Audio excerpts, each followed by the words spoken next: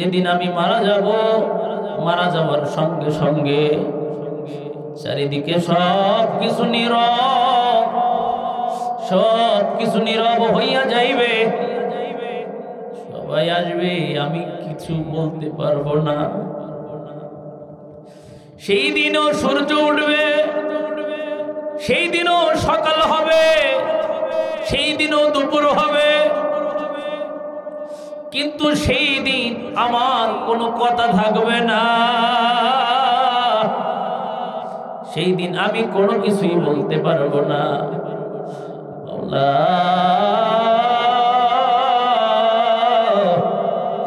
একটু দেখেন না, চোখের পানিটা দিলটা নরম করে দেন। কবর কেমন, কবর কেমন।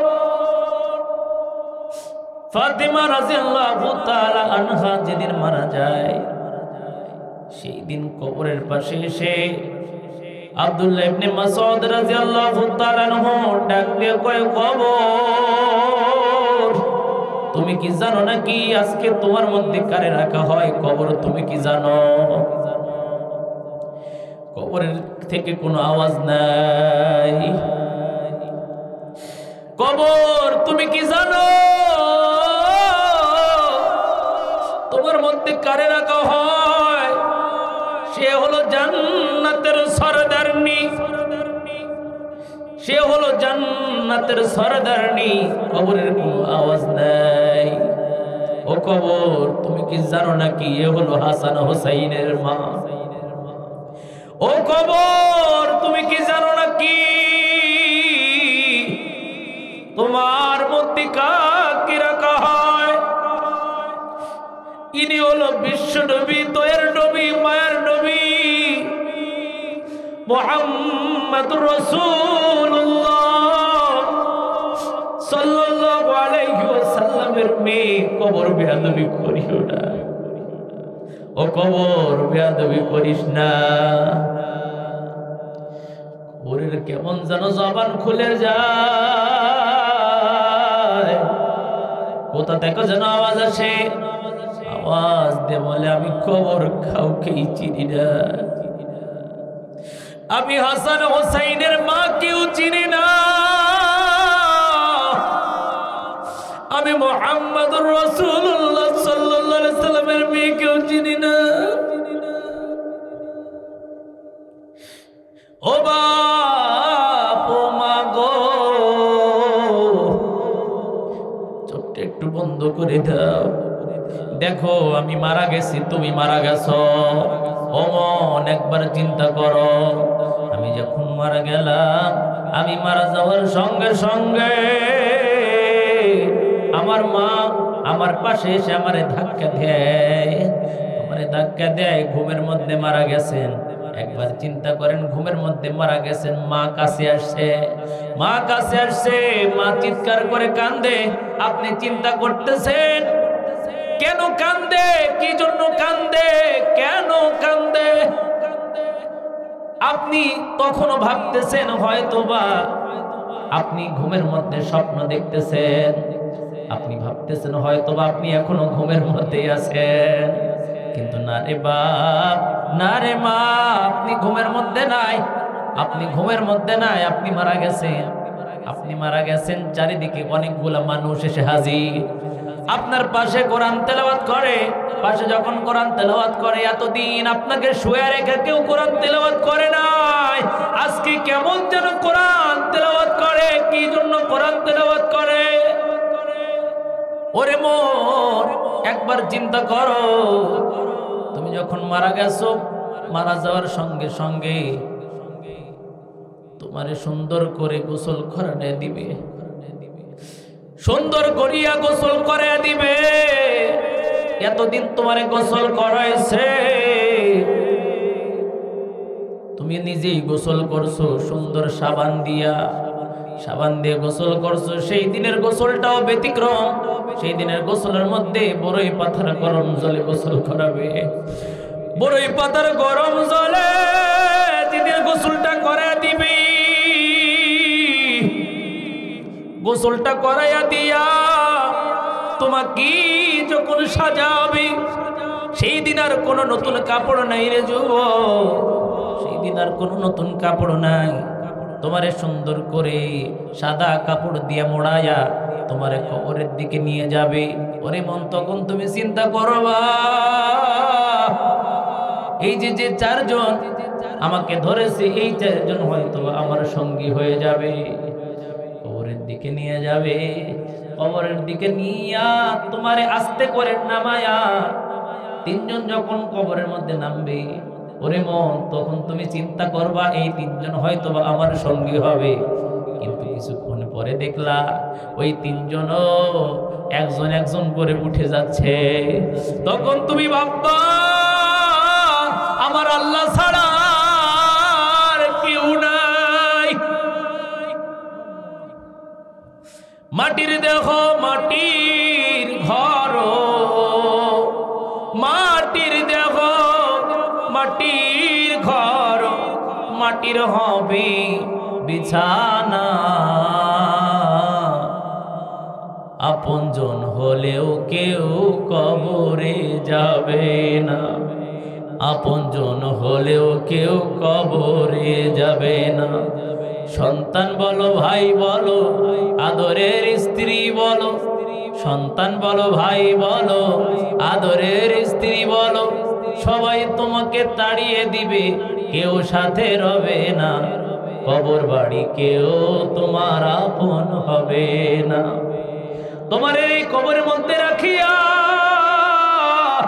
সবাই যখন বিদায় নিবে গো, সবাই যখন চলে যাবে, সেই দিন তুমি একা। একবার চিন্তা করো কবরের প্রথম রাত্রিটা তোমার কেমন হবে। শীত লাগলে কম্বল গায়ে দেই, গরম লাগলে ফ্যান দেই। শীত লাগলে কম্বল গায়ে দিই, গরম লাগলে ফ্যান দিই। তো কবরের মধ্যে ফ্যানও নাই, কবরের মধ্যে কম্বলও নাই।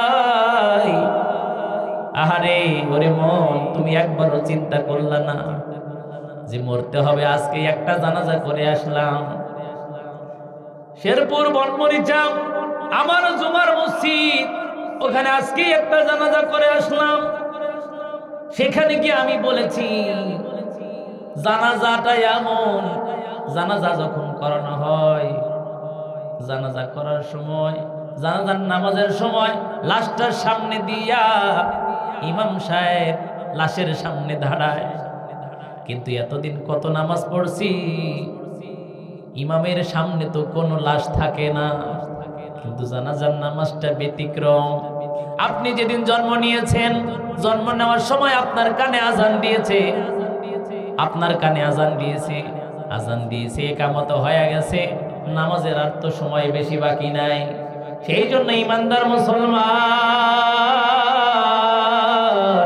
কবরের মধ্যে রাখবে, ওই কবর কারোর সাথে ভালো আচরণ করবে, ওই কবর কারোর সাথে খারাপ আচরণ করবে, কবর কারোর জন্য জাহান্নাম হবে। আবার ওই কবর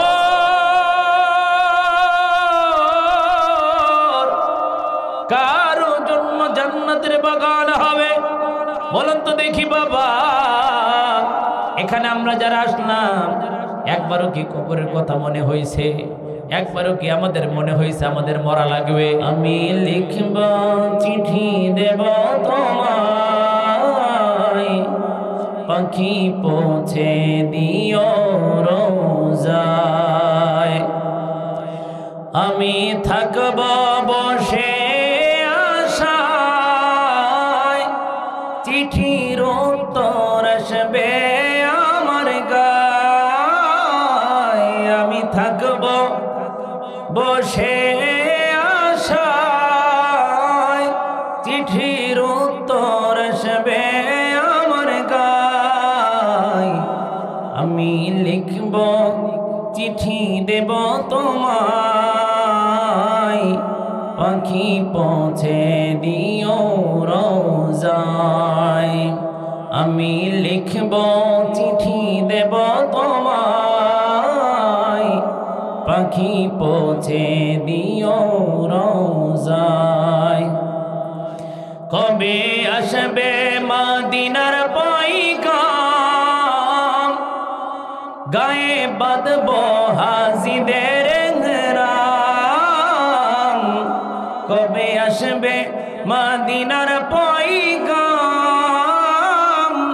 গায়ে বাঁধবো হাজিদের ঘরাম আমি ঘুরবো মদিনার চারিপাশ দু চোখে দেখবো সবজে গুম্বাজ আমি ঘুরবো মদিনার চারিপাশ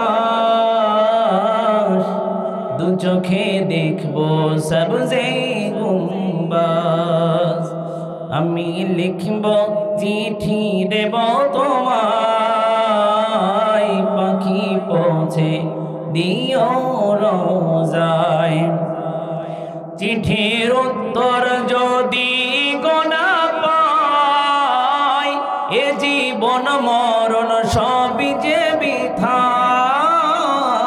চিঠির উত্তর যদি গোনা পাই এ জীবন মরণ সবই যে বৃথায় যে প্রেমের চাদর ওয়েস করুণের গায় সে প্রেম নসিব করো গো আমায় যে প্রেমের চাদর ওয়েস করুণের গায় সে প্রেম নসিব করো গো আমায় আমি লিখব চিঠি দেব তোমায় পাখি পৌঁছে দিও রোজায় বলেন আমিন ইমানদার মুসলমান কোন দিকে নজর নয় আমার রব আপনার দিকে তাকায় আছে আমার রব বান্দার দিকে তাকায় আছে আমার বান্দা কেন এই মাহফিলের মধ্যে বসলো আমার বান্দা কেন এই মাহফিলের মধ্যে বসলো কি কারণে বসলো আল্লাহ জানে কি জানে না আরো জোরে বলেন জানে কি জানে না আল্লাহ অবশ্যই জানে তারপরেও আল্লাহ পাক রব্বুল আলামিন ফেরেশতাকে ডাক দিয়ে বলে ফেরেশতা রে যাও যাও যাও ওই এলাকার মধ্যে মাহফিল হয় সেইখানে গিয়া কোন মানুষগুলা বসে পড়েছে সেইখানে গিয়া কোন মানুষগুলা কোরআনের আলোচনা শুনতে চায় আল্লাহ পাক রব্বুল আলামিন জানে তারপরও ডাক দিয়ে বলে দেখেন তো দেখি আমাদের সামনে যখন কারো প্রশংসা করা হয় সেই ব্যক্তির সামনে যদি কারো প্রশংসা করা হয় বলেন তো দেখি ওই ব্যক্তি খুশি হয় কি হয় না এখন যদি খুশি হয় আমরা আল্লাহ তাআলার কথা শোনার জন্য এসেছি তার মানে আল্লাহ খুশি হচ্ছে কথা কোন ঠিক কিনা আল্লাহকে আমরা খুশি করতে চাই আর বেজার করতে চাই শয়তানকে ঠিক কিনা আল্লাহকে যদি খুশি করার জন্য এসে থাকি তাহলে আমাদের মুখে আওয়াজ থাকবে আমরা যখন আলোচনা শুনবো আলোচনা শোনার সময় যেখানে সুবহানাল্লাহ বলা দরকার সেখানে সুবহানাল্লাহ বলবো যেখানে আলহামদুলিল্লাহ বলা দরকার আলহামদুলিল্লাহ বলবো যেখানে আল্লাহু আকবার বলা দরকার সেখানে আল্লাহু আকবার বলবো ইমানদার মুসলমান আল্লাহ পাক রব্বুল আলামিন ফেরেশতাকে ডাক দিয়ে বলে ফেরেশতা রে যাও যাও যাও ওই এলাকার মধ্যে কোন বান্দারা বসে আছে ওই বান্দাগুলো কেন বসে আছে কি কারণে বসে আছে আমার রব ডাক দিয়ে বলে ও ফেরেশতারা কেন বসে আছে বলে ওই বান্দারা তোমার জান্নাতের আশায় বসে আছে বলেন তো দেখি আমরা জান্নাত চাই কি চাই না সবাই বলেন চাই কি চাই না যারা চায় না তাদের আওয়াজ থাকবে না চাই কি চাই না আমরা যদি জান্নাত চাই তাহলে আল্লাহ তাআলা আমাদেরকে জান্নাত দিবেন কিন্তু বলা লাগবে এই যে আমরা এখানে বসে পড়েছি এইখানেও এটাও জান্নাতের বাগান এটাও কোরআনের বাগান এটাও জান্নাতের বাগান এইখানের মধ্যে আল্লাহ পাক রব্বুল আলামিন বড় খুশি হয় আল্লাহ তাআলা খুশি হয় বলে কেমন খুশি হয় এই জায়গার মধ্যে যারা বসে পড়েছেন আল্লাহ পাক রব্বুল আলামিন ফেরেশতাকে ডাক দিয়ে বলে বান্দা ও বান্দা তোমরা যে বসে আছো ওই জায়গার মধ্যে ফেরেশতারা তোমাদের ছবি তুলতেছে তোমাদের ভিডিও করতেছে বান্দার যখন আল্লাহর কথা বলে বান্দা যখন আল্লাহর জিকির করে আল্লাহর জিকির করতে দেরি হয় আল্লাহর নামের যখন বান্দা বারবার জিকির করে আমার রব ডাক দিয়ে বলে ফাযকুরুনি আযকুরকুম ওয়াশকুরুলি ওয়ালা তাকফুরুন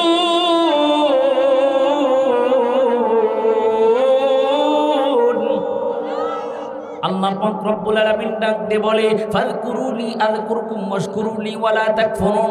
আমরা যখন আল্লাহর জিকির করি, যখন আমরা আল্লাহর গুণকীর্ত করি, আল্লাহ পাক রব্বুল আলামিন আমাদের গুণকীর্ত করে, আমাদের নিয়ে কথা বলে, আমাদেরকে ফেরেশতাদের মধ্যে পরিচয় করায় দেয়। ও আসমানের ফেরেশতারা শোনো গো, এখানের মধ্যে যে বান্দারা বসে আছে, আমি আল্লাহ তাদেরকে ভালোবাসি, আমি আল্লাহ তাদেরকে ভালোবাসি, তোমরাও তাদেরকে ভালোবাসো। আসমানের ফেরেশতাগুলো জমিনের মধ্যে এলান করে দেয়, যাও যাও যাও সেখানে গিয়ে এলান করে দাও। আসমানের ফেরেশতারা ওই বান্দাকে ভালোবাসে, ওই বান্দিকে ভালোবাসে, তোমরাও তাদেরকে ভালোবাসো, তোমরাও তাকে ভালোবাসো। এই কথা যখন বলে দিছে, এই কথা বলার সঙ্গে সঙ্গে দুনিয়ার বাসীরা ওই বান্দাকে, ওই বান্দিকে আমি ভালোবাসি গো, তোমরাও তাকে ভালোবাসো, তোমরাও তাকে মহব্বত করো। তার মানে বোঝা লাগবে দুনিয়ার মধ্যে মানুষের মহব্বতের মানুষ হওয়া কঠিন। কথা কোন ঠিক কিনা? আল্লাহ যদি কারো মহব্বতের মানুষ বানায়, আল্লাহ যদি কারো মহব্বতের মানুষ বানায়, তবে মহব্বতের মানুষ হওয়া যায়। এখানে আমরা কেন বসছি? একটা মাত্র উদ্দেশ্য, আল্লাহকে রাজি খুশি করা। কথা কোন ঠিক কিনা? আল্লাহকে ছাড়া অন্য কাউকে রাজি খুশি করার উদ্দেশ্য আছে নাকি? অন্য কাউকে উদ্দেশ্য নাই, শুধুমাত্র কেবলমাত্র আমার রব যদি একবার খুশি হয়ে যায়, একবার যদি আমার রবকে খুশি করতে পারেন, আমার রব ডাকতে বলে বান্দা তুমি যদি আমাকে একবার খুশি করতে পারো, আমাকে যদি খুশি করতে পারো, আমাকে যদি রাজি খুশি করতে পারো গো, আমার হাবিবকে যদি খুশি করতে পারো, আমার দোস্তকে যদি খুশি করতে পারো, তাহলে তোমার জন্য জান্নাতের দরজাগুলো খোলা। সুবহানাল্লাহ। জান্নাতের দরজাগুলো যদি খুলতে চান, জান্নাতের দরজা যদি খুলতে চান, আমি একটা হাদিস তেলাওয়াত করেছি, একটা হাদিস বলেছি, এই হাদিস যদি আপনি ফলো করতে পারেন, এই হাদিস যদি আপনি ফলো করতে পারেন, এই গ্রামের মধ্যে মসজিদে বানিয়েছেন, এই মসজিদটা কার ঘর? আরো জোরে বলা লাগবে, কার ঘর? এই মসজিদটা হলো আল্লাহর ঘর, এই মসজিদটা হলো আল্লাহর ঘর। আল্লাহর ঘর হেফাজত করেন তিনি কে? বলেন তো দেখি, হেফাজতের মালিক কে? হেফাজতের মালিক যদি আল্লাহ হয়, হেফাজতের মালিক যদি আল্লাহ হয়, তাহলে আমরা এখানে কেন বসেছি? কি কারণে বসেছি? তাহলে আমরা মসজিদে কেন দান করি? তাহলে আমরা মাদ্রাসাতে কেন দান করি?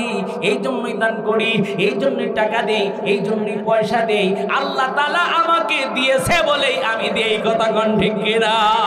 আমার যদি টাকা পয়সা থাকে, বলেন তো টাকা পয়সার মালিক কে? আরো জোরে বলতে হবে কে? টাকা পয়সা দেওয়ার মালিক আল্লাহ, সম্মান দেওয়ার মালিক, সম্মান কেড়ে নেওয়ার মালিক আল্লাহ তাআলা বলে ওয়া তুইজ্জু মান তাশা ওয়া তুযিল্লু মান তাশা বিয়াদিকাল খায়র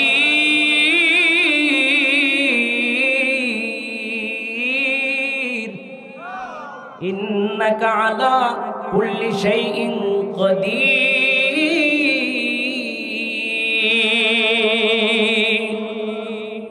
তাইলে সম্মান যিনি দেন সেই আল্লাহ সম্মান টান দিয়ে কেড়ে নেন। কথা কোন ঠিক কিনা? যে আল্লাহ সম্মান দিতে পারে, ওই আল্লাহ আবার সম্মান কেড়ে নিতে পারে। এই ক্ষমতা আল্লাহর আছে না নাই? আরো যার এখন আছে না নাই? এই যে আল্লাহ সম্মান দিয়েছে, সেই আল্লাহ সম্মান কেড়ে নিতে পারে। সেই জন্য যে আল্লাহ হায়াত দিয়েছে, সেই আল্লাহ আবার মৃত্যু দান করবেন। কথা কোন ঠিক কিনা? সেই জন্য ইমানদার মুসলমান, আল্লাহ পাক রব্বুল আলামিন পবিত্র কোরআনে, পবিত্র কালামে পাকের মধ্যে আল্লাহ পাক রব্বুল আলামিন ঘোষণা করে দিয়েছেন, বান্দা তোমরা যদি প্রকৃত ধর্ম যাচাই করতে যাও, তোমরা যদি প্রকৃত ধর্ম যাচাই করতে যাও, তাহলে আমি রব, আমার কাছে মনোনীত ধর্ম হলো ইসলাম। আল্লাহর কাছে মনোনীত ধর্ম কি? আরো জোরে বলেন না কি? আল্লাহর কাছে মনোনীত ধর্ম হলো ইসলাম। আল্লাহ পাক রব্বুল আলামিন ডাক দিয়ে কয় ইন্নাদ-দীনা ইনদাল্লাহিল ইসলাম।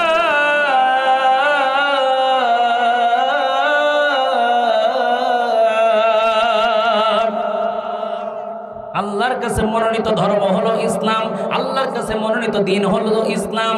এখন আল্লাহর কাছে যেটা মনোনীত ধর্ম, আল্লাহর কাছে যেটা মনোনীত ধর্ম, সেটা আমার কাছেও মনোনীত হওয়া লাগবে। কথা কোন ঠিক কিনা?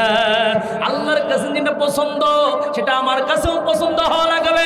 এখন যারা আমরা মসজিদকে ভালোবাসি, এখন যারা আমরা মাদ্রাসাকে ভালোবাসি, দিনকে ভালোবাসি, ইসলামকে ভালোবাসি, ইসলামের পক্ষে যারা থাকবে, কোরআনের পক্ষে যারা থাকবে, তাদের বিপদ আপদ আসবে, তাদের বিপদ আপদ আসবে, তাদের সামনে ঝামেলা আসবে। কিন্তু সব ঝামেলা উপেক্ষা করে, সব ঝামেলা উপেক্ষা করে আল্লাহর পথে যদি চলতে পারেন, সব ঝামেলা আসতে পারে। নবীজিকে কম কষ্ট দেয় নাই কাফের বেঈমান গুলো। কথা কোন ঠিক কিনা?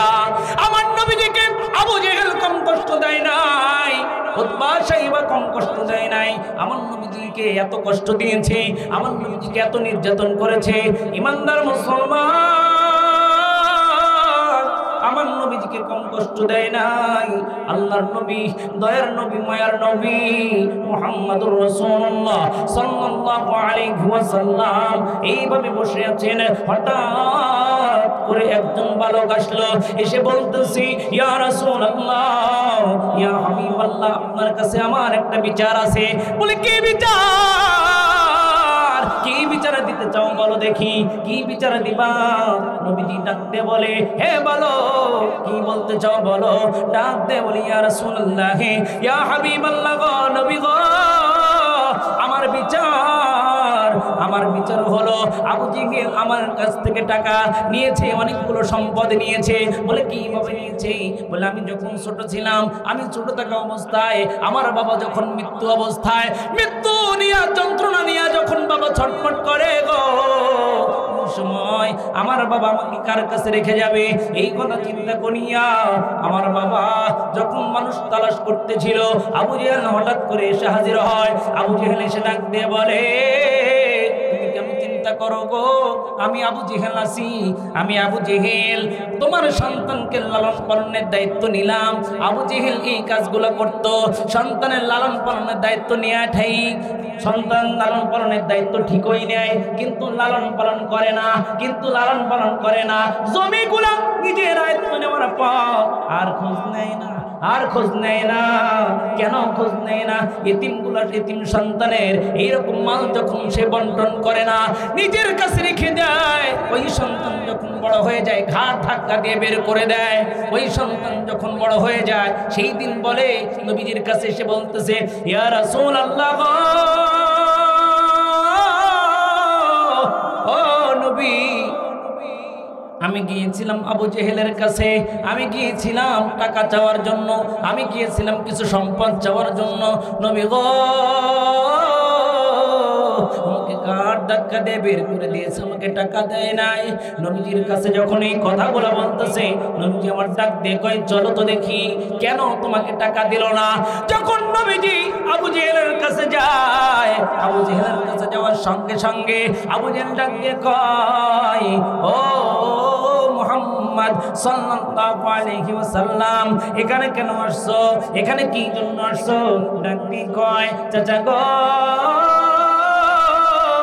আপনি নাকি এই সন্তানের মাল মেরে দিয়েছেন, আপনি নাকি এই সন্তানের টাকাগুলো মেরে দিয়েছেন।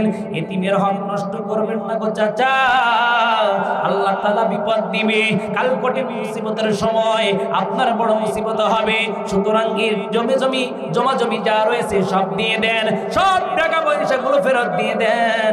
এতিমের মাল নষ্ট করা নাই, এতিমের মাল আপনি ভোগ করবেন না গো চাচা।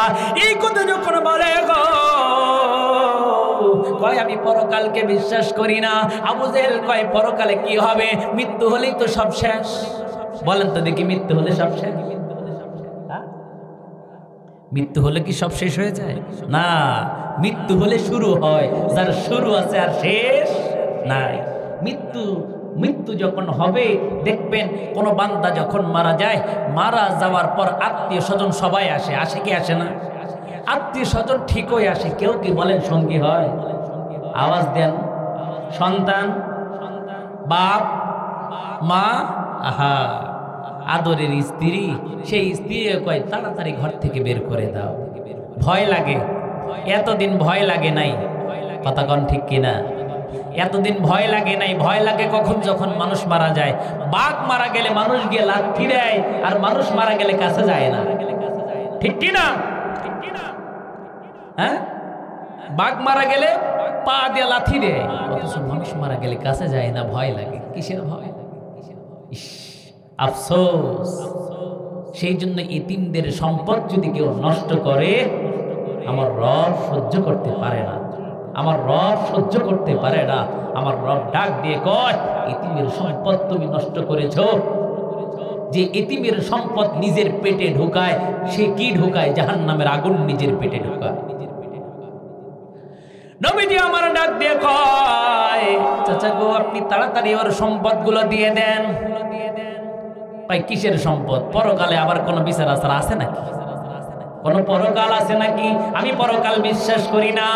এই সম্পর্কে আল্লাহ পাক রব্বুল আলামিন আয়াত নাজিল করেন, আরাআইতাল্লাযী ইউকাযযিবু বিদ্দীন।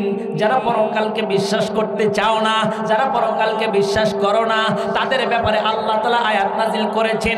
এই আয়াতগুলো বিশেষ করে কাফের বেঈমানদের জন্য নাজিল হয়েছে। এই আয়াতগুলো বিশেষ করে কাফের বেঈমানদের জন্য নাজিল হয়েছে।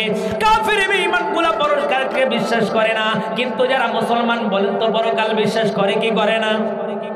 আমরা পড়েছি আমানতু বিল্লাহি ওয়া মালাইকাতিহি ওয়া কুতুবিহি ওয়া রুসুলিহি ওয়াল ইয়াউমিল আখিরি ওয়াল কদরি খায়রিহি ওয়া শাররিহি মিনাল্লাহি তাআলা ওয়াল বা'থি বাদাল মাউত।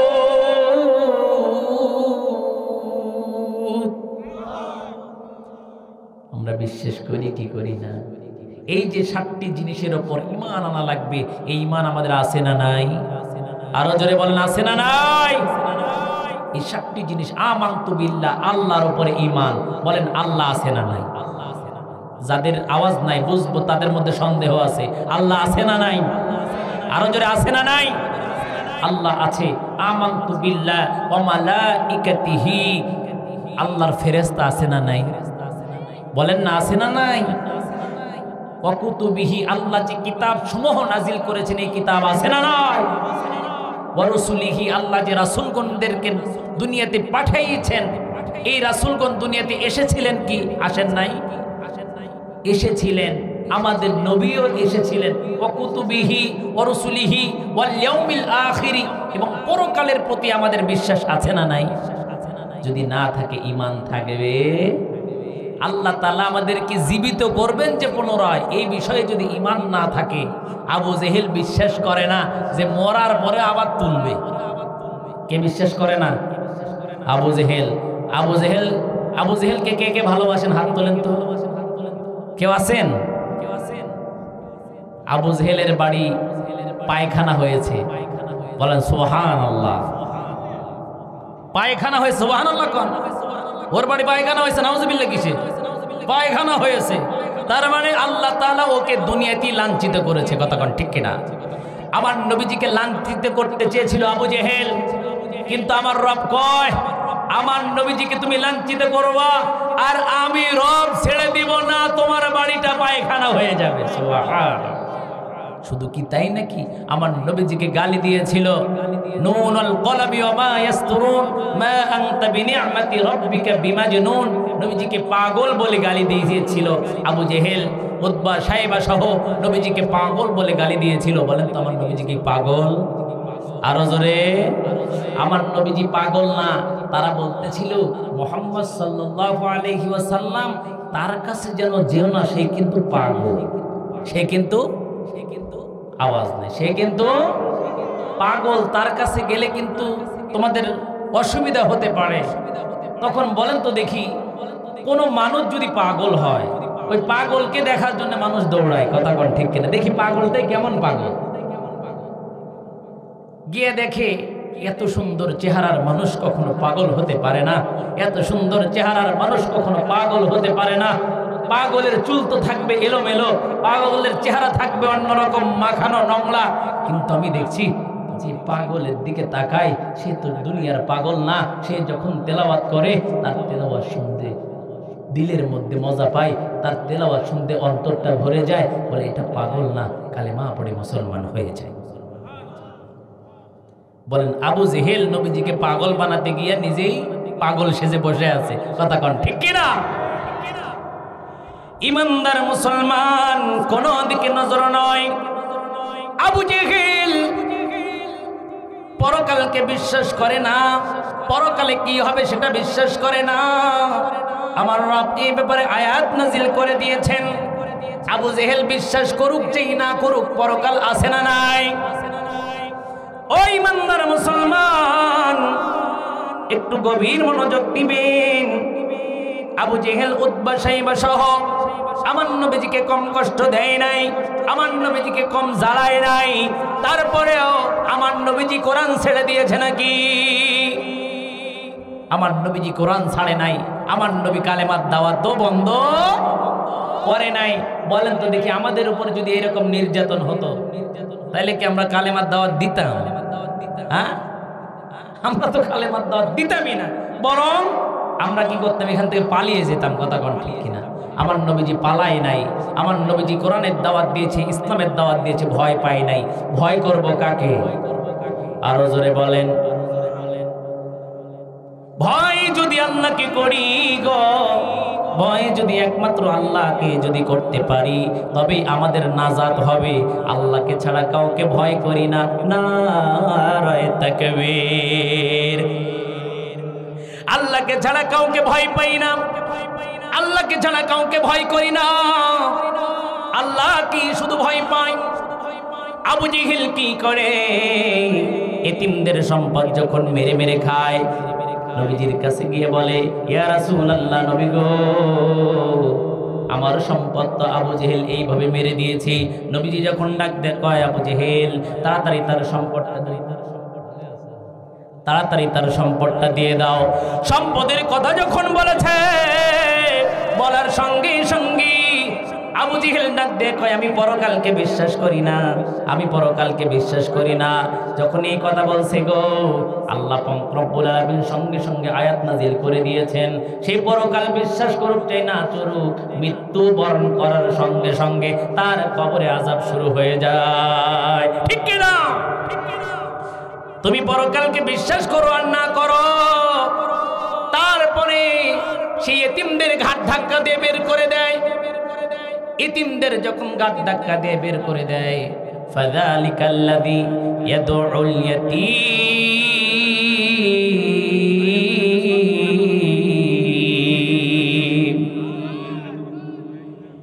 এতিমদেরকে ঘাট ধাক্কা দিয়ে বের করে দেয়।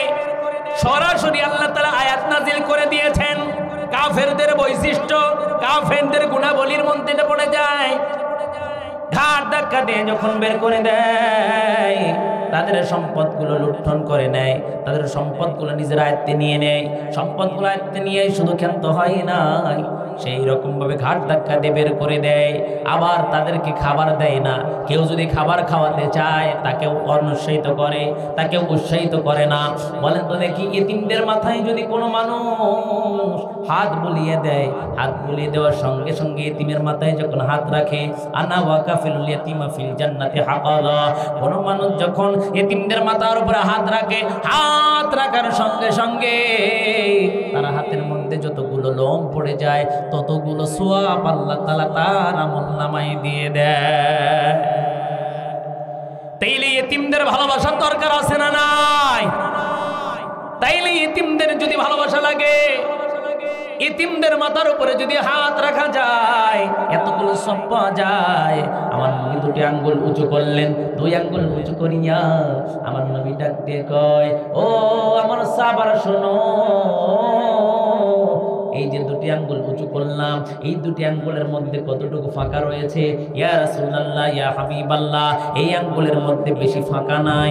তখন ডাক দিয়ে কয়, আঙ্গুলের মধ্যে যেহেতু বেশি ফাঁকা নাই, ওই অভিভাবকের জন্য আমার সাথে তার জান্নাত হবে, ফাঁকাফাঁকি হবে না।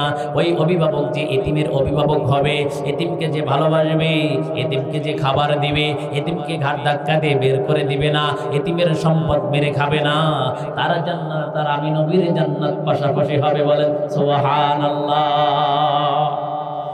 তাইলে এতিমদের সম্পদ মেরে খাওয়া যাবে? এতিমদের সম্পদ মেরে খাওয়া যাবে না। শুধু এতিমদের সম্পদ নয়, কারো সম্পদ মেরে খাওয়া যাবে না, ভাইয়ের সম্পদ মেরে খাওয়া যাবে না, বোনের সম্পদ মেরে খাওয়া যাবে না, কারো সম্পদ মেরে খাওয়া যাবে না। এখন বলেন তো দেখি, এলাকার মধ্যে যদি আমি প্রশ্ন করে বসি, এই এলাকার মধ্যে অনেকের ভাই বোন আছে না নাই?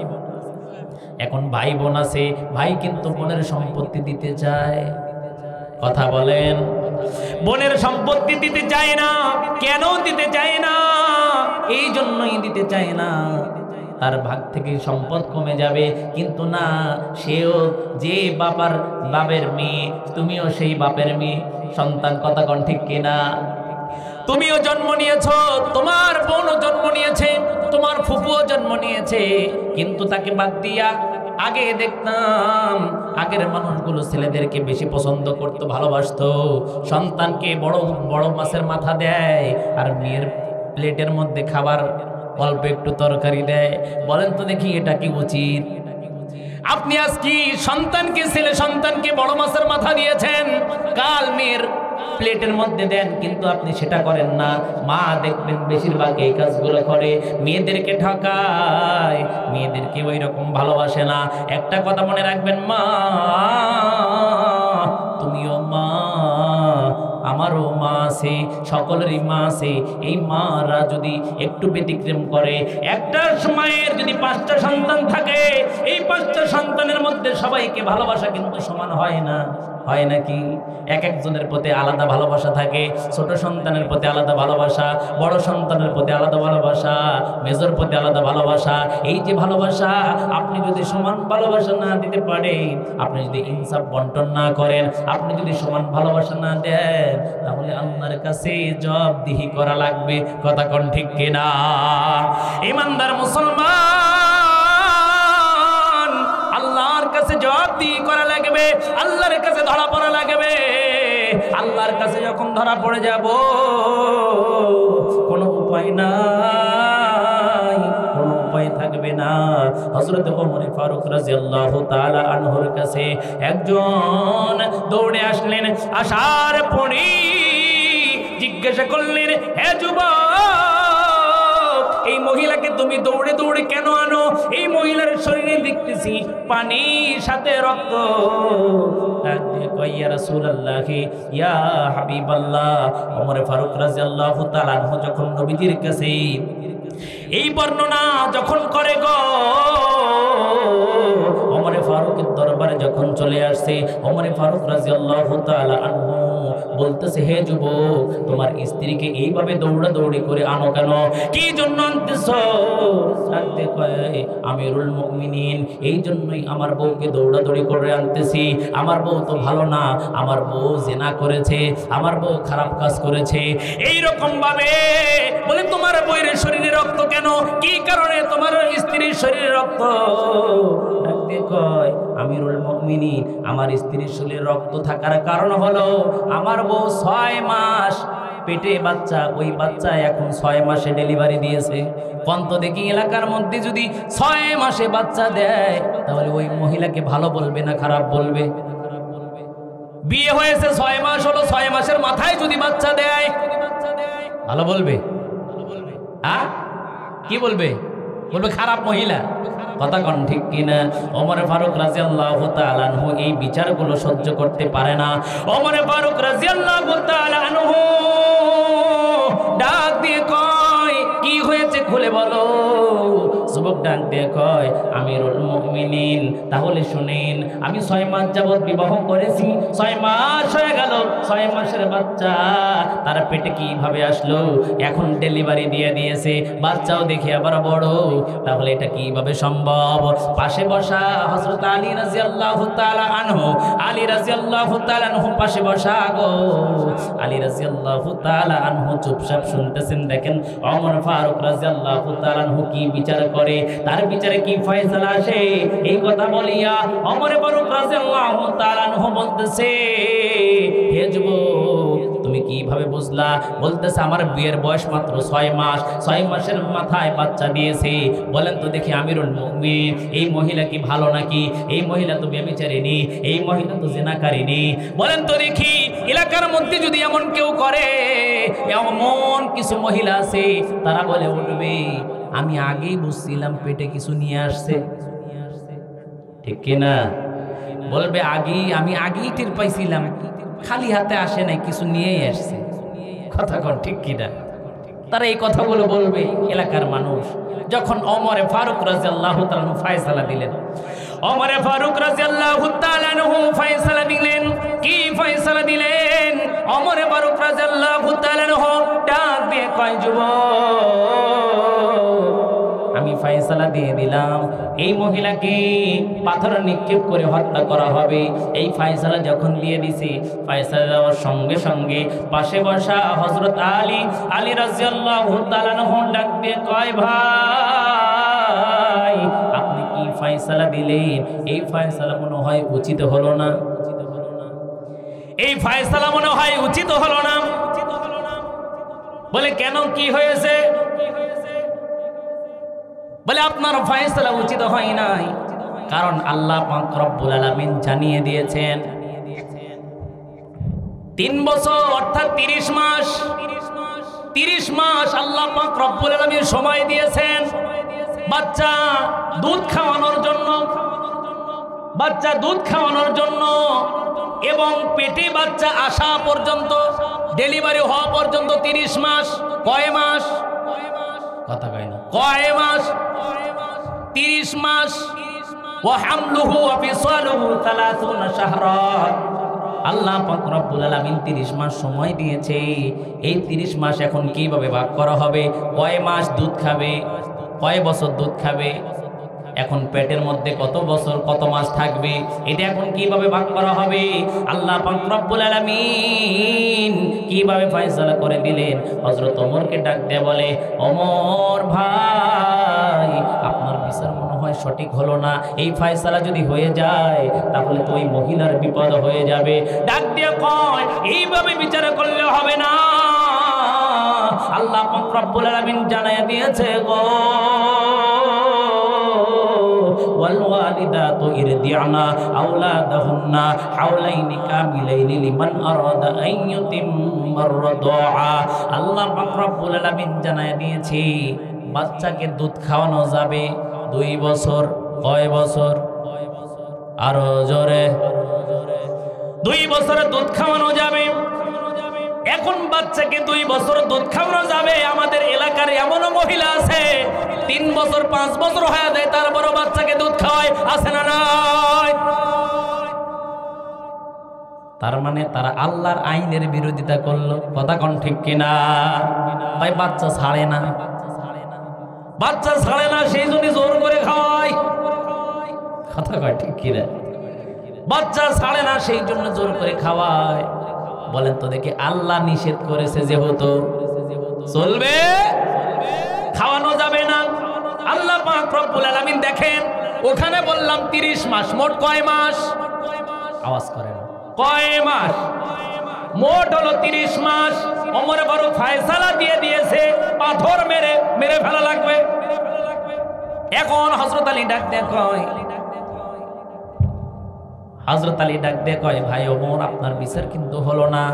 আল্লাহ তাআলা 30 মাস দিয়েছে, এখন 30 মাস 2 বছর হলো, 2 বছর হলো দুধ খাওয়ানোর জন্য, তাইলে বাকি থাকে কয় মাস?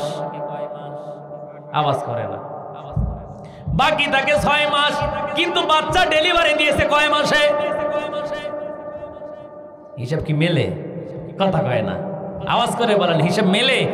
তার মানে 6 মাসেও যদি কোনো মা বাচ্চা প্রসব করে ওটা হালাল হবে, হারাম হবে না, ঠিক কিনা? কিন্তু আমাদের এলাকায় হলে কি হইতো? একবার চিন্তা করেন, আপনার এলাকায় যদি এই ঘটনা ঘটতো তাহলে কি হতো? কি বলতাম আমরা? বলেন তো দেখি, কি বলতাম? জারদ সন্তান বলতাম। কথা কোন ঠিক কিনা? কিন্তু এক কথায় দাদা, এই যে এখানে বাবাজি আরেক কথা বলেছে, ওই কথা আমার মাইকে বলা উচিত হবে না। তাইলে যেহেতু খারাপ ভাবে দেখতো, কথা কোন ঠিক কিনা? যেহেতু খারাপ ভাবে দেখতো, কিন্তু হযরত আলী ডাক দিয়ে কয়, ভাই ওমর, আল্লাহ তাআলা যেহেতু 2 বছর দুধ খাওয়ানোর জন্য দিয়েছে, তার মানে বাকি থাকে 6 মাস। পেটে আসা থেকে শুরু করে দুধ খাওয়ানো মোট হলো 30 মাস। এখন তুমি ভাগ করে নাও, তাহলে বাচ্চাটা হালাল না হারাম? হযরত ওমর তো চমকে উঠলেন, হায়রে আমি কি ফয়সালা দিয়েছিলাম, হ্যাঁ আমি কি ফয়সালা দিয়েছিলাম? এই ফয়সালা যদি কার্যকর হতো তাহলে আল্লাহর সামনে আমি কি ভয়ে দাঁড়াতাম, আল্লাহর সামনে আমি কিভাবে দাঁড়াতাম? হযরত আলীকে ডাক দিয়ে কয়, ভাই আলী, তুমি যে কথা বলেছো, আজকে যদি তুমি না থাকতে আমার ফয়সালা কার্যকর হয়ে যেত, আমার ফয়সালা কার্যকর হয়ে যেত। সুতরাং আজকে তুমি আমাকে আল্লাহর সামনে থেকে বাঁচালে। বলেন সুবহানাল্লাহ। সেই জন্য কোন মানুষ যদি বিপদে পড়ে অথবা কোন মানুষ যদি ভুল করে, ভুল সংশোধন করার দায়িত্ব আমাদের। কথা কোন ঠিক কিনা? কিন্তু আমরা যদি ভুল সংশোধন করে না দেই তাহলে সে কিন্তু বুঝতে পারবে না। হযরত ওমরও কিন্তু চিন্তা করে নাই, এইভাবে চিন্তা করে নাই। তার মানে আলী রাদিয়াল্লাহু তাআলা আনহু ছিল ইলমের পাহাড়। কথা কোন ঠিক কিনা? ইমানদার মুসলমান, সেই জন্য আল্লাহর কাছে ক্ষমা চাওয়া লাগবে, আল্লাহর কাছে মাফ চাওয়া লাগবে। কিভাবে আল্লাহর কাছে মাফ চাইবো? কিভাবে আল্লাহর কাছে মাফ চাইবো? ওই যে আমি 3টা আয়াত তেলাওয়াত করেছি, 3টা আয়াতের মধ্যে আবু জেহেলের ঘটনা তো উঠে পড়েছে। আবু জেহেলের ঘটনা আল্লাহ রাব্বুল আলামিন জানিয়ে দিয়েছে। আবু জেহেলের মধ্যে প্রথম বদ খাসলত ছিল, সে কিয়ামত বিশ্বাস করে না, অর্থাৎ পরকাল বিশ্বাস। আমরা বিশ্বাস করি কি করি না? দ্বিতীয় নাম্বার, সে দিনকে ঘাট ধাক্কা দিয়ে বাড়ি থেকে বের করে দিত। মাল নিজের আয়ত্ত নেওয়ার পরে তোর খবর নাই। কথা কোন ঠিক কিনা? তারপরে অসহায় মিসকিন মানুষরা, ওই মানুষদেরকে কোনো খাবার খাওয়াতো না। আর যদি কেউ খাবার খাওয়াতে চাইতো তাকে অনুৎসাহিত করত, উৎসাহিত করতো না, তাকে খাবার খাওয়াতে দিত না। তার মানে এই 3টা গুণ যার মধ্যে থাকবে সে আবু জেহেলের গুণ নিয়েছে। কথা কোন ঠিক কিনা? তাইলে এই 3টা গুণ আমাদের মধ্যে থাকা, আরো জোরে, তার মানে আপনাদের আছে, এই গুণ আছে। তাহলে আওয়াজ নাই কে? আছে। এই গুণ থাকা হয় না, যাবে। এই গুণ থাকা যাবে না। এই 3টা গুণ যার মধ্যে থাকবে, আবু জেহেল যদি জাহান্নামী হয় সেও জাহান্নামী। কথা কোন ঠিক কিনা? সেই জন্য ইমানদার মুসলমান, আল্লাহর নবীর সাহাবী কাব বিন মালিক রাদিয়াল্লাহু তাআলা আনহু এইরকম ভাবে তিনি একটা যুদ্ধের ময়দানে যায় নাই, কিন্তু যুদ্ধের ময়দানে যায় নাই ঠিকই, ইচ্ছা করে যায় নাই বা অনিচ্ছাকৃত ভাবে যায় নাই। যাই হোক না কেন, যুদ্ধের ময়দানে যায় নাই। আল্লাহর রাসূল সাল্লাল্লাহু আলাইহি ওয়াসাল্লাম কেমন ছিলেন? সত্যের ব্যাপারে কারোর সাথে আপোষ করেন নাই, সত্যের ব্যাপারে কারোর সাথে আপোষ করেন নাই। আমার নবী, দয়ার নবী, মায়ার নবী ডাক দিয়ে কয়, কোন কোন সাহাবী যুদ্ধের ময়দানে যায় নাই তাদের একটা লিস্ট করা হোক। দেখা গেল ওই যুদ্ধের ময়দানে সাহাবায়ে কেরাম যুদ্ধের ময়দানে ঠিক হয়ে গিয়েছে, কিন্তু যুদ্ধ করা লাগে নাই, যুদ্ধ না করে যুদ্ধে জয়লাভ করেছে। কিন্তু ওই যুদ্ধের ময়দানে কয়েকজন সাহাবী যায় নাই। তার মধ্যে কাব বিন মালিক রাদিয়াল্লাহু তাআলা আনহু, হিলাল বিন উমাইয়া রাদিয়াল্লাহু তাআলা আনহু, আরো কিছু সাহাবী যায় নাই। যখন না যায়, নবীজির কাছে আসছে। যুদ্ধ যখন শেষ, এসে বলতেছি, ইয়া রাসূলুল্লাহ, ইয়া হাবিবাল্লাহ, কিছু কথা বলতে চাই, বলো। কি বলবো বলো? বলি, ইয়া রাসূলুল্লাহ, আমি কিছু কথা বলতে চাই, বলো কি বলবা? বলে, আমার কথাগুলো হলো, নবীজি আমি তো যুদ্ধের ময়দানে যাই নাই। কেন যাও নাই? নবীজি শুনতেছে, খুঁটে খুঁটে শুনতে, দেখি কি বলে, কতদূর যায়, মিথ্যা বলে না সত্য বলে। বলতেছি, ইয়া রাসূলুল্লাহ, ইয়া হাবিবাল্লাহ, আমি যুদ্ধের ময়দানে যাই নাই। বলে, কেন যাও নাই? বলে, এমনি অজুহাত দিয়ে যাই নাই, আমি চাইলে যাইতে পারতাম কিন্তু যাই নাই। বলে, আর কে কে যায় নাই? উনি বলে দিচ্ছে যায় নাই। যখন এই ঘটনা যখন বলা হলো, আমার নবীজি সকল সাহাবীদেরকে ডাকলেন। ডাকার পরে ডাক দিয়ে বলে, সাহাবারা শোনো, এই কাব বিন মালিক সহ হিলাল বিন উমাইয়ার সহ যারা যুদ্ধের ময়দানে যায় নাই তাদেরকে বয়কট করো। কি করো? তাদেরকে বয়কট করো। এমন ভাবে বয়কট করবা তারা সালাম দিলে সালামের উত্তর পর্যন্ত দিবা না, সালামের উত্তর পর্যন্ত দিবা না। এই কথা বলার সঙ্গে সঙ্গে এলাকার মধ্যে সুর পড়ে গেল, এলাকার মধ্যে কথা ছড়িয়ে গেল।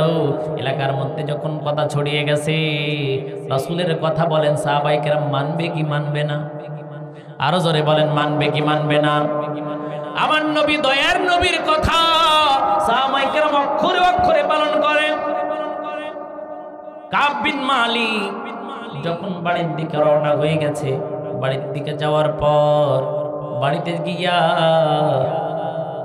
ডাক দিয়ে বলতেছে, ও আমার আদরের স্ত্রী, দরজাটা খুলে দাও। স্ত্রী দরজা খুলছে। দরজা খোলার পর ডাক দিয়ে বলতেছে, ও আমার স্বামী, এখানে কেন আসছেন? কি জন্য আসছেন? বলে, আমার বাড়ি আমি কি ঢুকবো না? আমার বাড়িতে আমি কি আসবো না? বলতেছে, আপনার বাড়ি ঠিক আছে, আপনি যদি ঘরের ভিতরে ঢোকেন আমি আপনার বাড়িতে থাকবো না, কারণ নবীজি আপনাকে বয়কট করেছে, আপনার সাথে কথা বলতে নিষেধ করেছে। নবীজির কথা আমি শুনবো, আপনার কথা শুনবো না। বলেন সুবহানাল্লাহ। দেখেন নবীজির কথার কি দাম, কিন্তু আমরা কতটুকু দাম দেই। কাব বিন মালিক রাদিয়াল্লাহু তাআলা আনহু ঘর থেকে যখন ওখান থেকে বিদায় নিলেন, একটু দূর আসার পর তার দুটি সন্তানের সামনে আসলেন। আসার পরে ডাক দিয়ে বলতেছে, ও আমার আদরের বাচ্চা, ও আমার সন্তান, আমার একটু বুকের মধ্যে আসো, আমি একটু আদর করে দেই। এই কথা বলার সঙ্গে সঙ্গে ডাক দিয়ে কয়, বাবা গো, তুমি আমার বাবা হতে পারো, তুমি আমার বাবা হতে পারো, কিন্তু আমি তোমার কাছে যাব না। এই জন্যই যাব না, কারণ আমার দয়ার নবী, মায়ার নবী তোমাকে বয়কট করেছে। আমি তোমাকে আর বাবা বলে ডাকবো না, আমি তোমার কাছেও গলে উঠবো না, তোমার কাছেও যাব না। এই কথা বলিয়া যখন বাবাকে ফিরাইয়া দিছে, কাব বিন মালিক রাদিয়াল্লাহু তাআলা আনহু কি করবে চিন্তায় পড়ে গেছে। কিছু করার নাই, কারণ আমার নবীজি যেহেতু বয়কট করেছে। এই রকম ভাবে হিলাল বিন উমাইয়া রাদিয়াল্লাহু তাআলা আনহু বয়স্ক সাহাবী, তিনি কি করবে? নবীজি রাস্তা দিয়ে যায়, নবীজিকে সালাম দেয়, নবীজি আমার সালামের উত্তর পর্যন্ত দেয় না। সাহাবায়ে কেরামকে সালাম দেয়, সাহাবায়ে কেরাম উত্তর পর্যন্ত দেয় না। এইরকম ভাবে যখন সবাই তাদেরকে ফিরিয়ে দেয়, কেউ কোনো কথা বলে না, কেউ যখন কোনো কথা বলে না, সালামের উত্তর পর্যন্ত দেয় না। হিলাল বিন উমাইয়া রাদিয়াল্লাহু তাআলা আনহু বাড়ি থেকে একটা শিকল নিয়ে আসছেন, একটা রশি নিয়ে আসছেন। রশি নিয়ে এসে নিজের দুটি হাত শক্ত করে বেঁধে ফেলেছেন। এমন শক্ত করে বেঁধেছে, হাত মনে হয় কেটে যাবে, এত শক্ত করে বেঁধেছেন। গাছের সাথে বেঁধে রেখেছেন। গাছের সাথে বেঁধে রেখে মালিক রে ডাক দেয়, ও মালিক, তুমি কি আমারে ক্ষমা করবা না? ও গো মালিক, তুমি কি আমারে মাফ করবা না রে আল্লাহ? হিলাল বিন উমাইয়া রাদিয়াল্লাহু তাআলা আনহু বারবার যখন আল্লাহকে ডাকে দেয়, নবীজি ওই রাস্তা দিয়ে যায়, নবীজির সালাম দেয়, নবীজিও সালামের উত্তর দেয় না। সাহাবায়ে কেরামকে সালাম দেয়, সাহাবায়ে কেরাম সালামের উত্তর দেয় না। এইরকম ভাবে যখন সবাই বয়কট করতেছে, কেউ কোনো কথা বলে না। কাব বিন মালিক রাদিয়াল্লাহু তাআলা আনহু কথা, কাব বিন মালিক রাদিয়াল্লাহু তাআলা আনহু তিনি এরকম ভাবে সেখান থেকে রওনা দিয়া একটা জায়গার মধ্যে বসিয়া মাওলারে ডাক দিয়ে কয়, মালিক, দয়া করিয়া মায়া করিয়া মাফ করিয়া দাও, তুমি আল্লাহ ছাড়া আমার কোনো গতি নাই। ও মালিক, আমি যুদ্ধের ময়দানে চাইলে যাইতে পারতাম, কিন্তু আমি যাই নাই, আমি অলসতা করেছি, যুদ্ধের ময়দানে যাই নাই। তোমার নবী তোমাকে বয়কট করেছে। আল্লাহ গো, দয়া করে মায়া করে তুমি মাফ করিয়া দাও। বারবার যখন কাকুতি মিনতি করে, তারপরে যখন ক্ষমা চায় মাফ হয় না। একবার দুইবার মাফ চাইতে এই একদিন দুই দিন করতে করতে প্রায় 40 দিন হয়ে গেছে, তারপরে আল্লাহ মাফ করে না। হেলাল বিন উমাইয়া রাদিয়াল্লাহু তাআলা বয়স্ক সাহাবী, তার চোখের পানি পড়তে পড়তে মুখগুলা মলিন হয়ে গেছে গো, মুখগুলা মলিন হয়ে গেছে। পানি করতে করতে এই দিক দিয়ে ঘা হয়ে গেছে, 40 দিন পর্যন্ত কান্দে। বলেন তো দেখি, একজন ব্যক্তি 15-20 দিন যদি বিছানায় পড়ে যায়, ওই ব্যক্তির পিঠের মধ্যে ঘা হয়ে যায়। কথা কোন ঠিক কিনা? হিলাল বিন উমাইয়া রাদিয়াল্লাহু তাআলা বয়স্ক সাহাবী, ওই বয়স্ক সাহাবী বারবার যখন কান্দে, আল্লাহ তাআলা মাফ করে না। যেখানে আমার নবীজি বয়কট করেছে, সেখানে আল্লাহ মাফ করতেছে না। আল্লাহ যখন ক্ষমা না করে, আল্লাহ যখন মাফ না করে, বলেন তো দেখি, আল্লাহ মাফ না করলে কোনো উপায় আছে? আল্লাহ না মাফ করলে কোনো উপায় নেই রে মুমিন। এখানে যারা আমরা বসে পড়েছি, একবার যদি আপনি খেয়াল করেন জিন্দেগিতে কত গুনাহ করেছি, একবার যদি চোখটা বন্ধ করে দেন, মনে হবে জিন্দেগিতে কত গুনাহ করেছি। মনে হবে জিন্দেগিতে যে এত পরিমাণ গুনাহ করেছি, আপনি সওয়াবই খুঁজে পাবেন না। জিন্দেগিতে এত গুনাহ হয়ে গেছে, আল্লাহ গো তুমি যদি গুনার দিকে তাকাও, জাহান্নামের আগুন ছাড়া কোনো গতি হবে না, ঠিক কি না? আল্লাহ যদি একবার গুনার দিকে তাকায়, জাহান্নামের আগুন ছাড়া কোনো গতি নাই। সেই জন্য ইমানদার মুসলমান, এখানে এমনি এমনি বসো নাই রে বাপ, এখানে এমনি এমনি বসো নাই। একবার যদি খেয়াল করো, এত বড় সাহাবী যুদ্ধের ময়দানে যায় নাই, আল্লাহর কাছে মাপ চাই, মাপ হচ্ছে না। তার মানে শুধু যুদ্ধের ময়দানে যায় না, এই জন্যই মাপ হচ্ছে না। বলেন তো দেখি, আমরা কত ভুল করছি, কত ত্রুটি করছি, আল্লাহর কাছে কয়দিন কাঁদছি, আল্লাহর কাছে কয়দিন বলছি, আল্লাহ গো আমার মতো পাপী, আমার মতো নালায়েক কেউ নাই, আমার মতো পাপী কেউ নাই। কয়দিন বলছেন, কয়দিন তাহাজ্জুদের নামাজে উঠছো, ও মা, ও বাবা, কয়দিন কাঁদছো, কয়দিন নিজের গুনাহ কথা মনে করিয়া আল্লাহর কাছে বলছো, আল্লাহ গো আমার মতো পাপী, আমার মতো নালায়েক, আমার মতো গুনাহগার আর এই জমিনের মধ্যে কেউ নাই। এই কথা কয়বার বলছো, এই কথা কয়দিন বলছো? একদিনও বলি নাই, একদিনও বলি নাই। একবার একটু চিন্তা করো, ও যুবক, ও বাবাজি, ও মা, চোখটা একটু বন্ধ করে দাও, চোখটা বন্ধ করে দিয়া মাওলা পাককে একটু খেয়াল করো, একটু কবরের দিকে তাকাও, মনে করো তুমি মরে গেছো।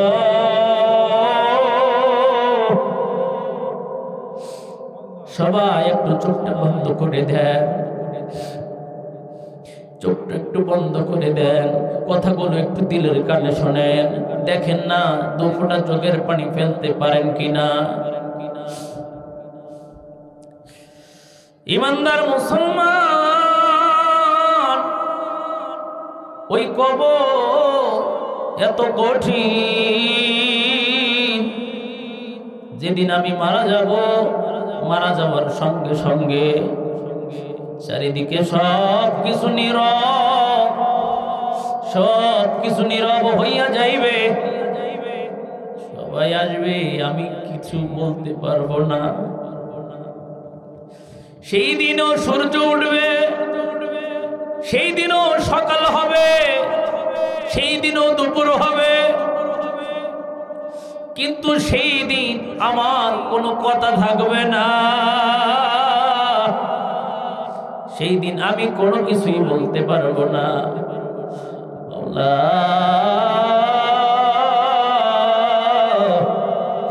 একটু দেখেন না, চোখের পানিটা দিলটা নরম করে দেন। কবর কেমন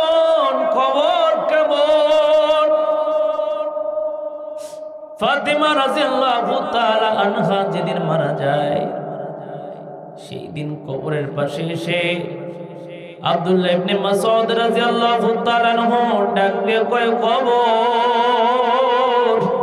তুমি কি জানো নাকি আজকে তোমার মধ্যে কারে রাখা হয়? কবর তুমি কি জানো? কবরের থেকে কোনো আওয়াজ নাই। কবর তুমি কি জানো তোমার মধ্যে কারে রাখা হয়? সে হলো জান্নাতের সরদারনি, সে হলো জান্নাতের সরদারনি। কবরের কোনো আওয়াজ নাই। ও কবর তুমি কি জানো নাকি এ হলো হাসান হুসাইনের মা? ও কবর তুমি কি জানো নাকি তোমার মধ্যে কাকে রাখা হয়? ইনি হলো বিশ্ব নবী, দয়ার নবী, মায়ার নবী মুহাম্মদুর রাসূলুল্লাহ সাল্লাল্লাহু আলাইহি ওয়াসাল্লামের মেয়ে। কবর বেয়াদবি করিও না, ও কবর বেয়াদবি করিস না। কবরের কেমন যেন জবান খুলে যায়, কোথা থেকে যেন আওয়াজ আসে, আওয়াজ দে বলে, আমি কবর কাউকেই চিনি না, আমি হাসান হোসাইনের মা কেউ চিনি না, আমি মুহাম্মদুর রাসূলুল্লাহ সাল্লাল্লাহু আলাইহি সাল্লামের মেয়ে কেউ চিনি না। ও বাপ ও মা গো, চোখটা একটু বন্ধ করে দাও, দেখো আমি মারা গেছি, তুমি মারা গেছো। ও মন একবার চিন্তা করো, আমি যখন মারা গেলাম, আমি মারা যাওয়ার সঙ্গে সঙ্গে আমার মা আমার পাশে এসে আমারে ধাক্কা দেয়, ঘুমের মধ্যে মারা গেছেন। একবার চিন্তা করেন, ঘুমের মধ্যে মারা গেছেন, মা কাছে আসছে, মা চিৎকার করে কান্দে। আপনি চিন্তা করতেছেন কেন কান্দে, কি জন্য কান্দে, কেন কান্দে? আপনি তখনও ভাবতেছেন হয়তোবা আপনি ঘুমের মধ্যে স্বপ্ন দেখতেছেন, আপনি ভাবতেছেন হয়তোবা আপনি এখনো ঘুমের মধ্যেই আছেন, কিন্তু না রে বাপ, না রে মা, আপনি ঘুমের মধ্যে নাই, আপনি ঘুমের মধ্যে নাই, আপনি মারা গেছেন, আপনি মারা গেছেন। চারিদিকে অনেকগুলা মানুষ এসে হাজির, আপনার পাশে কোরআন তেলাওয়াত করে। পাশে যখন কোরআন তেলাওয়াত করে, এতদিন আপনাকে শুয়ে রেখে কেউ কোরআন তেলাওয়াত করে নাই, আজকে কেমন যেন কোরআন তেলাওয়াত করে। কি জন্য কোরআন তেলাওয়াত করে? ওরে মন একবার চিন্তা করো, তুমি যখন মারা গেছো, মারা যাওয়ার সঙ্গে সঙ্গে তোমারে সুন্দর করে গোসল করে দিবে, সুন্দর করিয়া গোসল করে দিবে। এতদিন তোমারে গোসল করাইছে, তুমি নিজেই গোসল করছো, সুন্দর সাবান দিয়ে গোসল করছো। সেই দিনের গোসলটাও ব্যতিক্রম, সেই দিনের গোসলের মধ্যে বড়ই পাতার গরম জলে গোসল করাবে, বড়ই পাতার গরম জলে দিনের গোসলটা করে দিবি। গোসলটা করাইয়া দিয়া তোমাকে যখন সাজাবি, সেই দিন আর কোনো নতুন কাপড় নাই রে যুবক, সেই দিন আর কোনো নতুন কাপড় নাই। তোমারে সুন্দর করে সাদা কাপড় দিয়ে মোড়াইয়া তোমারে কবরের দিকে নিয়ে যাবে। ওরে মন, তখন তুমি চিন্তা করবা, এই যে চারজন আমাকে ধরেছে, এই চারজন হয়তো আমার সঙ্গী হয়ে যাবে, কবরের দিকে নিয়ে যাবে। কবরের দিকে নিয়া তোমারে আস্তে করে নামায়া তিনজন যখন কবরের মধ্যে নামবে, ওরে মন, তখন তুমি চিন্তা করবা এই তিনজন হয়তো আমার সঙ্গী হবে। কিন্তু কিছুক্ষণ পরে দেখলা ওই তিনজনও একজন একজন করে উঠে যাচ্ছে। তখন তুমি ভাববা, আমার আল্লাহ ছাড়া আর কেউ নাই। মাটির দেহ, মাটির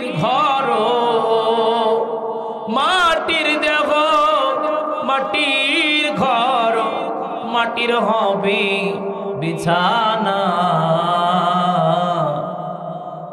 আপনজন হলেও কেউ কবরে যাবে না, আপনজন হলেও কেউ কবরে যাবে না।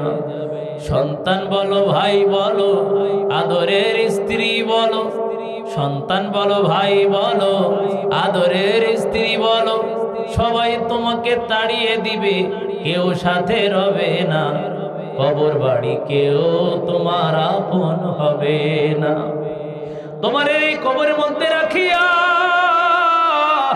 সবাই যখন বিদায় নিবে গো, সবাই যখন চলে যাবে, সেই দিন তুমি একা।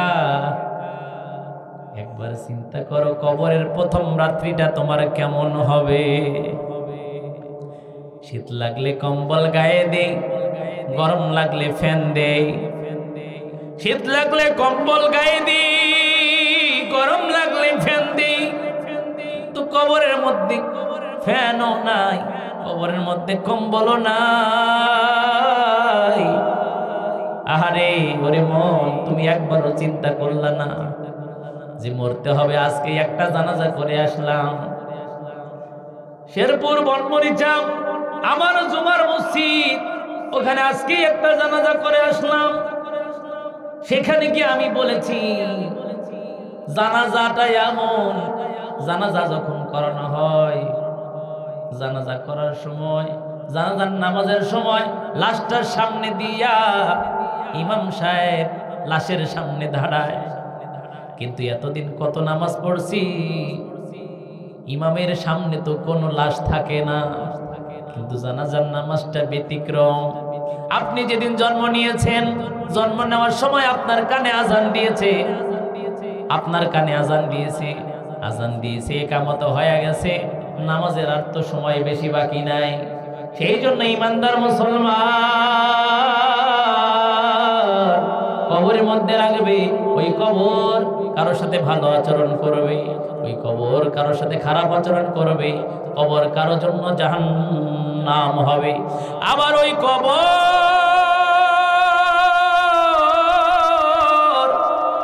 কারোর জন্য জান্নাতের বাগান হবে। বলেন তো দেখি বাবা, এখানে আমরা যারা আসলাম, একবারও কি কবরের কথা মনে হয়েছে? একবারও কি আমাদের মনে হয়েছে আমাদের মরা লাগবে?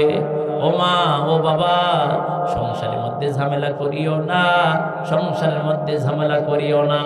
এই যে কয়েকদিন আগে দেখলাম একজন ইসলামিক স্কলার আবু তোহা মোহাম্মদ আদনান, আবু তোহা মোহাম্মদ আদনান তার স্ত্রী সাবিকুন নাহারকে তালাক দিয়েছে। আবার শুনতেছি সে আবার নতুন করে নাকি নিয়েছে, জানি না কয় তালাক দিয়েছিল। এখন যদি 3 তালাকে দিয়ে দেয়, বলেন তো আর নেওয়া যায়? কিন্তু আমাদের রাগ তো বেশি, তালাক দেওয়ার সময় কেউ 1 তালাক দেয় না। কথা কোন ঠিক কিনা? ও মা, স্বামী যদি রাগ করে, তুমি একটু মাথাটা নিচু করে দিও। আবার স্ত্রী যদি রাগ করে, ও বাবা, মাথাটা নিচু করে দিও। রাগ দুইজনে যদি করেন, ওই সময় তৃতীয় একজন পক্ষ আছে, তার নাম হলো শয়তান। নাম কি? আরো জোরে বলেন। শয়তান আসে, শয়তান এসে কানের মধ্যে পড়া দেয়। কি পড়া দেয়? শয়তান এসে কয়, হে বোন, তোমার চেহারা তো খারাপ না, তুমি চাইলে আরো বিবাহ করতে পারবা, তুমি চাইলে এর চাইতে সুন্দর ছেলে পাবা। যখন এই কথাগুলো বলে, আবার ওই স্বামীর কাছে আসে, এসে বলে, তুমি তো এখনো যুবক আছো, এখনো জোয়ান আছো, তুমি চাইলে এখনো আবার বিবাহ করতে পারবা, সুতরাং তালাক দিয়ে দাও, ওর মতো মেয়ের দরকার নাই। শয়তান যখন কানের কাছে এসে কান পড়া দেয়, কান পড়া দেওয়ার সঙ্গে সঙ্গে ওই ছেলেটা তালাক দিয়ে দেয়। তালাক দেওয়ার পরে তার কপাল খোলে, তখন সে বুঝতে পারে কি করলাম, আর সেই সময় কোনো উপায় থাকে না। কিন্তু বর্তমান সমাজের মধ্যে দেখা যায় 3 তালাক দেওয়ার পরে আবার ওই মেয়েকে নেয়, আছে না নাই? এইরকম যদি হয়, ওই পরিবার থেকে যত সন্তান জন্ম নেবে হালাল হবে না, হবে না, হবে না। ঠিক কিনা? সেই জন্য ইমানদার মুসলমান কাব বিন মালিক রাদিয়াল্লাহু তাআলা আনহু আল্লাহর কাছে ডাক দিয়ে কয়, আল্লাহ গো, তুমি কি আমারে মাফ করবা না রে আল্লাহ? আল্লাহ গো, তুমি কি আমারে ক্ষমা করে দিবা না? আল্লাহর কাছে যখন বারবার ডাক দেয়, বলেন তো দেখি আল্লাহ সহ্য করতে পারে নাকি? আল্লাহর কাছে ডাক দিবেন, আল্লাহকে বলবেন আল্লাহ, ডাক দেন না আল্লাহ। এই যে একবার আল্লাহ বলে ডাক দিছেন, একবার আল্লাহ বলে ডাক দেওয়ার সঙ্গে সঙ্গে আল্লাহ ডাক দিয়ে কয়, বান্দা কি কও, কি জন্য আমারে ডাকো? কিন্তু এই বান্দাই যখন কবরে যাবে, যাওয়ার পরে আল্লাহ আল্লাহ বলে যদি কোটি কোটি বার জিকির করে, লাভ হবে না। কিন্তু দুনিয়ায় থাকতে জিকির আসে না, দুনিয়ায় থাকতে কোরআন ভালো লাগে না, দুনিয়ায় থাকতে ইসলাম ভালো লাগে না, দুনিয়ায় থাকতে ভালো লাগে না। সেই জন্যই একটা কথা বলি, ও বাপ ও মা গো, আল্লাহ পাক রব্বুল আলামিন দেখেন কেমনে ক্ষমা করে। হিলাল বিন উমাইয়া রাদিয়াল্লাহু তাআলা আনহু কান্দে কান্দে আর ডাক দে কয়, আল্লাহ তুমি কি আমারে ক্ষমা করে দিবা না? আল্লাহ গো, তুমি কি আমারে মাফ করে দিবা না? বলেন তো দেখি, আল্লাহর কাছে যদি চাওয়ার মতো চাওয়া যায়, আল্লাহ মাফ করবে কি করবে না? আল্লাহ অবশ্যই মাফ করে দিবি। হিলাল বিন উমাইয়া ডাক দে কয়, আল্লাহ গো, তুমি আমারে মাফ করে দাও। আল্লাহ পাক রব্বুল আলামিন আর সহ্য করতে পারে না। আল্লাহ জিবরাইল আলাইহিস সালাতু ওয়াস সালামকে পাঠায়া দিয়েছে, নবীজির কাছে যাও, নবীজির কাছে এসে হাজির। নবীর কাছে এসে বলি, ইয়া রাসূলুল্লাহ, ইয়া হাবিবাল্লাহ, নবী গো, আপনি যাদেরকে ফিরাইয়া দিয়েছেন, আপনি যাদেরকে ফিরাইয়া দিয়েছেন, আপনি যাদেরকে বয়কট করেছেন, আল্লাহ তাদের মাফ করে দিয়েছে। রাস্তে বলেন, আল্লাহ তাদেরকে মাফ করে দিয়েছে। আল্লাহর নবী, দয়ার নবী, মায়ের নবী এত খুশি হলেন,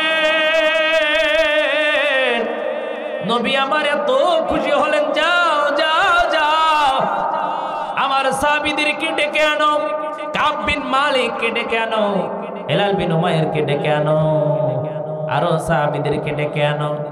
যখন সাহাবায়ে কেরামরা এসে হাজির, নবীজি বুকের মধ্যে নিছে নিয়ে ডাকতে কয়, তোমাদেরকে বয়কট করেছিলাম, কিন্তু আমার রব তোমাদেরকে মাফ করে দিয়েছে। বলেন সুবহানাল্লাহ। বলেন, আল্লাহর কাছে মাফ চাইলে মাফ পাওয়া যায় কি যায় না?